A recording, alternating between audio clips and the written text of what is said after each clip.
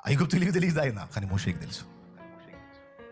ఈరోజు నీవు కూడా ఆయన స్వరం విని ఆయన వెంబడించే దేవుని గొర్రె పిల్లవైతే, ఆయన విశ్వసించిన గొర్రె పిల్లవైతే కలవరం వదిలేయ్.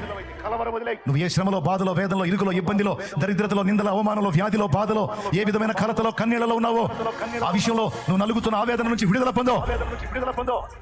నీవు విశ్వసించిన వాడు ఎంతైనా నమ్మదగినవాడు, నమ్మదగినవాడు, నమ్మదగినవాడు, నమ్మదగినవాడు, సిగ్గుపరిచేవాడు కాడు. ఆయన సవాల్కరంగా నిన్ను నిలబెట్టే దేవుడు, నీ తలనెత్తే దేవుడు, నా దేవుడు. ఆయనకు మహిమ కలుగును గాక. హల్లెలూయా, హల్లెలూయా, హల్లెలూయా. ఏర్పరచుకోండి, ఆయనతో స్నేహం చేయండి, ఆయన మనసును తెలుసుకుని అడుగులేయండి. ఆయనతో మనసు కలిసి బ్రతకటం అలవాటు చేసుకోండి.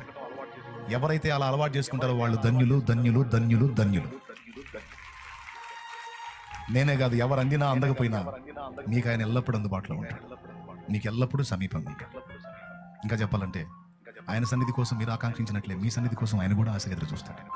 నీతో గడపాలని, కేవలం నీతో గడపాలని, కేవలం నీతో గడపాలని. తమ్ముడా, చెల్లి, ఆయన ఎక్కడ నువ్వు ఎక్కడ, కానీ ఆయన నిన్ను ఆశిస్తాడు. నీవు కూడా ఆశించి ఆయన సహవాసాన్ని ఇష్టపడు. ఆయనతో నడు, ఆయన స్వరాన్ని వినవు, ఆయన తెలుసుకో, ఆయనతో నడుచుకో. విశ్వాసం గలవాడవై, విశ్వాసం గలదానివై ధైర్యంగా ఉండవు. నా దేవుని బలమైన కార్యాలు చూడబోతున్నావు. ఆమేన్. నా దేవుని బలమైన కార్యాలు చూడబోతున్నావు. విశ్వాసంతో చెప్తున్నాను.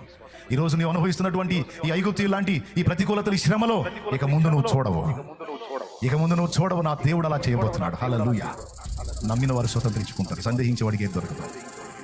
పసిబిడ్డలాగా విశ్వసించిన వాడు స్వతంత్రించుకుంటాడు ఈ సంగతులన్నింటినీ. కృప మనకు తోడై ఉండును గాక.